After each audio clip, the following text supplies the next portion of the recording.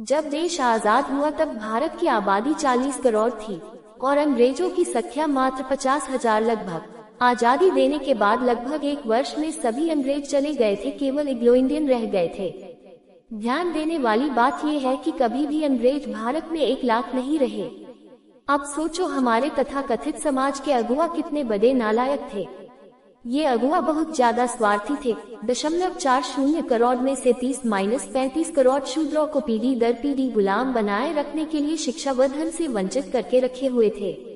अगर शूद्रों को भी शिक्षित कर देते व अन्य देशों की तरह सबको छत्री घोषित करते तो अंग्रेजों की क्या मजाल, मुगल आदि भी नहीं जीत पाते।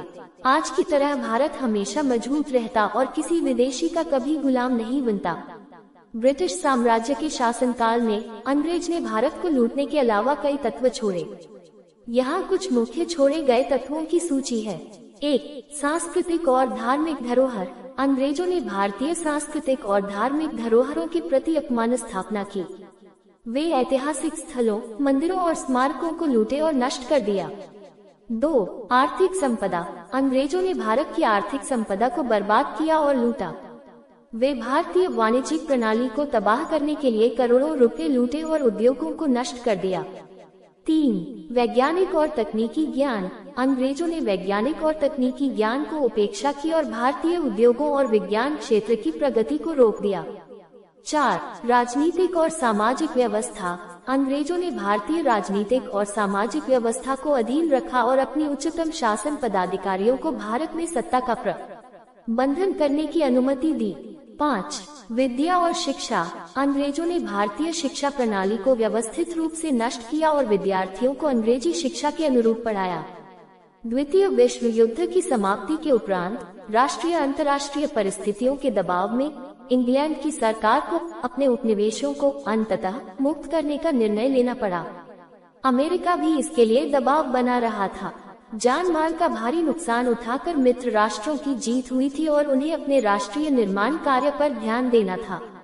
स्वतंत्रता, समानता आदि जिन मूल्यों पर उन्होंने ये लड़ाई लड़ी थी और विजय हासिल किया था, उन पर अमल करते हुए उन्हें अपने उपनिवेशों को स्वतंत्रता प्रदान करना अपेक्षित था, स्वाभाविक था। भारत ने अनावश्यक रूप से दोनों विश्व युद्धों में ब्रिटेन के बहलावे में आकर बढ़ चढ़कर भाग लिया था और जान माल की भीषण क्षति उठाई थी। भारत की जर्मनी, जापान, तुर्की, इटली आदि देशों से कोई निजी शत्रुता नहीं थी और वे युद्ध भी हमारी धरती पर नहीं लड़े जा रहे थे। युद्ध समाप्ति के पश्चात सभी भारत की स्वतंत्रता की आशा करने लगे। युद्ध से लौटे लाखों सैनिकों को एकजुट कर सन 1857 की तरह का कोई विद्रोह खड़ा किए जाने की आशंका भी उन्हें सता रही थी। ब्रिटिश ईस्ट इंडिया कंपनी मुख्य रूप से मसालों के व्यापार के उद्देश्य से भारत आई थी।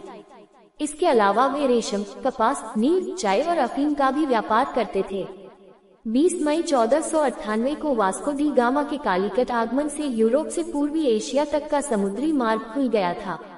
समुद्री रास्ते से अंग्रेज आए थे भारत। इसके लिए अंग्रेजों ने ईस्ट इंडिया नाम की एक कंपनी बनाई थी, जिसके द्वारा ही वे भारत में आए थे। पहली बार पुर्तगाली यात्रियों ने भारत के लिए समुद्री मार्ग खोजा था। फिर इस मार्ग की जानकारी लेकर तथा बिजनेस की प्लानिंग करके एक जहाज इंग्लैंड से सन 1608 में भारत के लिए रवाना हुआ। अंग्रेजों का सबसे पहले आगमन भारत की सूरत बंदरगाह पर 24 अगस्त 1608 को हुआ। अंग्रेजों का उद्देश्य भारत में अधिक से अधिक व्यापार करके यहाँ से पैसा हड़पना था। 1615 ईस्वी में जहांगीर के शासनकाल में सर थॉमस रो को अंग्रेजों ने अपना राजदूत बनाकर जहांगीर के दरबार में भेजा। 24 अगस्त 1608 को व्यापार के उद्देश्य से भारत के सूरत बंदरगाह पर अंग्रेजों का आगमन हुआ था, लेकिन 7 वर्षों के बाद सर थॉमस रो जेम्स प्रथम के राजदूत की अगुवाई में अंग्रेजों को सूरत में कारखाना स्थापित करने के लिए शाही फरमान प्राप्त हुआ।